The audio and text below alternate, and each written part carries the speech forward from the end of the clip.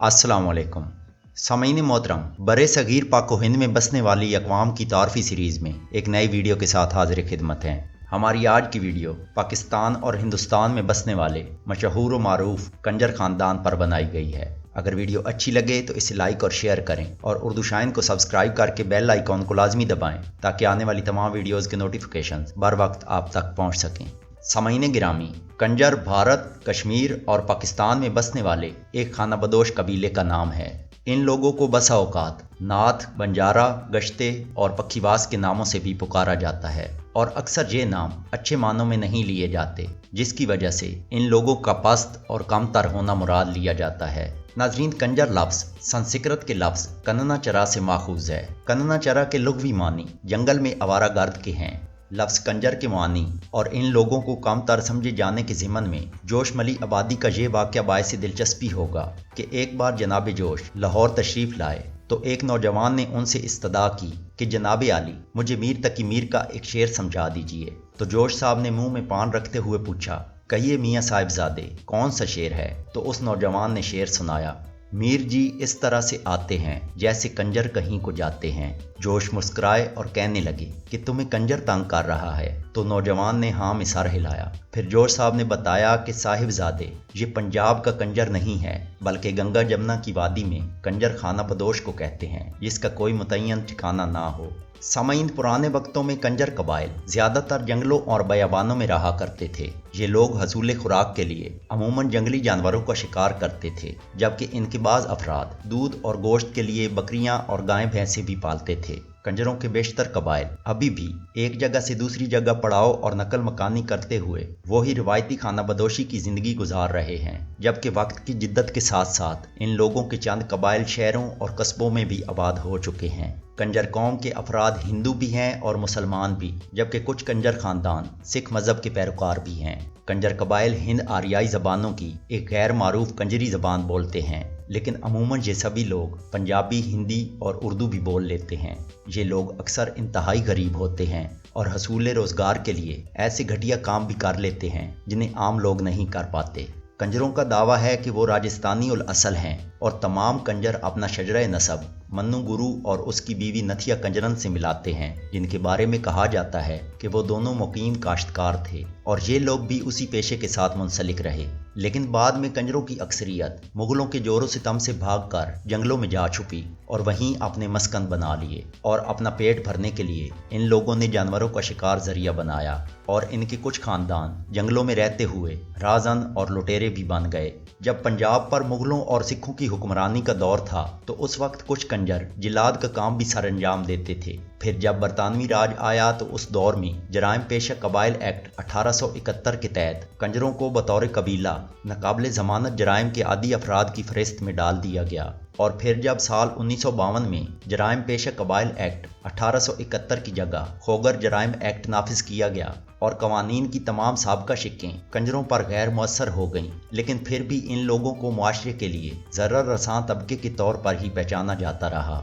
नाजरीन, भारत में कंजरों का रवायती पेशा शिकार था, लेकिन बदलते वक्त के साथ कई कंजर ज़राअत से भी वाबस्ता हो गए, मगर इनकी मईशत का ज़्यादा इन्हिसार अब भी जंगलात पर ही है। ये लोग दरियाओं के किनारों से खस और सरकंडे इकट्ठे करते हैं, जिनसे ये रस्सियाँ और बांसुरियाँ बनाकर बेचते हैं। इसके अलावा जानवरों की खालों से ढोल में इस्तेमाल होने वाला चमड़ा भी तैयार करते हैं, जबकि बहुत से शहरी कंजर अफराद अब मुआवजादार मजदूर और रक्षा चलाने जैसे पेशों से भी मुंसलिक हो चुके हैं। अपनी कौम की फलाह बहबूद के लिए इन लोगों ने कंजर कम्युनिटी कौंसल बना रखी है, जो कि बिरादरी के तमाम मामलात की निगरान होती है और उसका सब पर अख्तियार भी होता है। बिरादरी के अंदर के तमाम तनाज़ात व मामलात उसी कौंसल की पंचायतों में हल किए जाते हैं और इन पंचायती बैठकों की सरबराही गाँव का मुखिया या बिरादरी का सरदार करता है। भारत के कंजर हिंदू और सिख हैं और उनकी देवी का नाम माता है, जिसकी पूजा तमाम कंजर करते हैं, जबकि कंजरों का एक कबीला किसी नामालूम वक्त में मुसलमान हो गया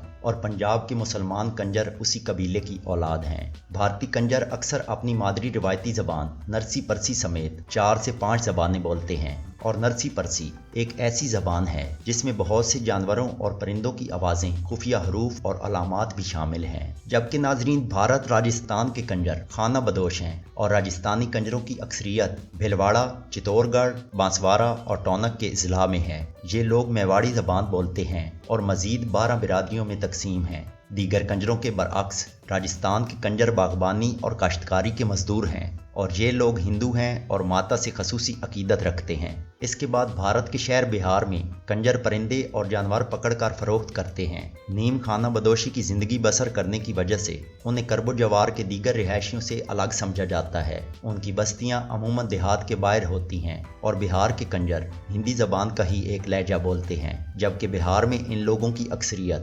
مدھوبنی اور پورنیہ کے اضلاع میں ہے۔ اس کے علاوہ بھارت کی 2011 میں ہونے والی مردم شماری کے مطابق اتر پردیش میں کنجروں کی آبادی 1,15,968 نفوس پر مشتمل تھی۔ ناظرین، آپ بات کرتے ہیں پاکستان میں آباد کنجر قوم کی، تو پاکستان میں 2 مختلف قبیلے کنجر کے نام سے جانے جاتے ہیں اور کنجروں کی یہ دونوں برادریاں پنجاب پاکستان میں رہتی ہیں۔ صدیوں پر محیط سفر زندگانی کے دوران ان میں سے ایک گروہ کاریگری اور تفریح و تفنن طبع کو ذرائع روزگار بنائے ہوئے ہے۔ یہ لوگ گانا بجانا، ناٹک اور سرکس سے منسلک ہیں یا مٹی، سرکنڈوں اور رنگین کاغذوں سے روایتی کھلونے بنا کر گلی گلی بیچتے ہیں۔ جبکہ کنجروں کا دوسرا طبقہ کوبہ گیری یعنی عصمت فروشی سے منسلک ہو گیا اور لاہور شہر کے قدیم علاقے ہیرا منڈی کے مضافات میں اس برادری کے گڑھ ہیں۔ تاریخ بتاتی ہے کہ اس بازار سے امرائے ہند انہی مفلس و نادار برادریوں سے بیویاں خریدا کرتے تھے۔ کہتے ہیں کہ یہاں جب کوئی لڑکی بلوغت کو پہنچتی ہے اور اسے کسی مرد کے سپرد کیا جاتا ہے تو مسی شادی کے نام پر برادری کو دعوت دی جاتی ہے، اور یہ بھی کہا جاتا ہے کہ اب بھی پاکستان کے شہر لاہور اور کشمیر کے کچھ علاقوں میں بہت سی کنجر لڑکیوں کو ان کے گھر والے عصمت فروشی کے لیے بیچ دیتے ہیں اور یہ لڑکیاں ہیرا منڈی کے کوٹھوں پر رہتی ہیں۔ ایک تازہ تحقیق کے مطابق ایک کنجری طبلے اور گھنگرو کی آواز آنکھ کھولتے ہی سننا شروع کر دیتی ہے اور اس کی رسمی تربیت اس وقت سے شروع کر دی جاتی ہے جب اس کی عمر کے دوسرے عام بچے سکول جانا بھی شروع نہیں کرتے۔ اور ان کنجر خاندانوں کی زیادہ آبادی لاہور کے شاہی محلہ اور اس کے نواح میں ہے۔ یہ علاقہ ان لوگوں کا صدیوں سے مسکن رہا ہے اور پاکستان کے کئی نامور موسیقاروں کا تعلق اسی علاقے سے تھا۔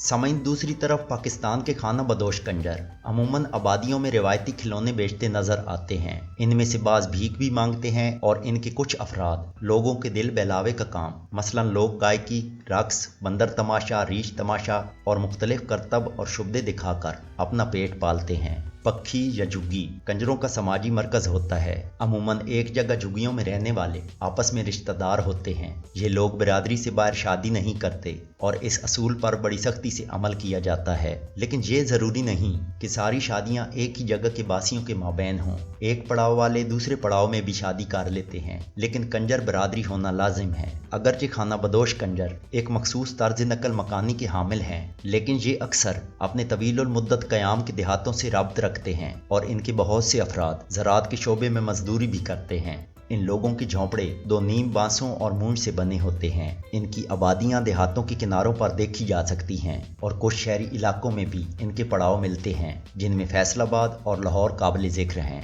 ناظرین، پاکستان میں کنجر کاجر و طرز زندگی رکھنے والا ایک غیر محفوظ طبقہ ہے جس کے اپنے غیر سماجی اور غیر روایتی رویے ہی اس کے خلاف سند امتیاز ہیں۔ بھارت کے برعکس پاکستان میں اس برادری کی بہتری کے لیے کوئی مثبت اقدامات نہیں ہیں اور پاکستان میں کنجر کی اصطلاح اس قبیلے کے نام سے زیادہ جسم فروش یا غیر اخلاقی طور پر پست افراد کے لیے استعمال ہوتی ہے۔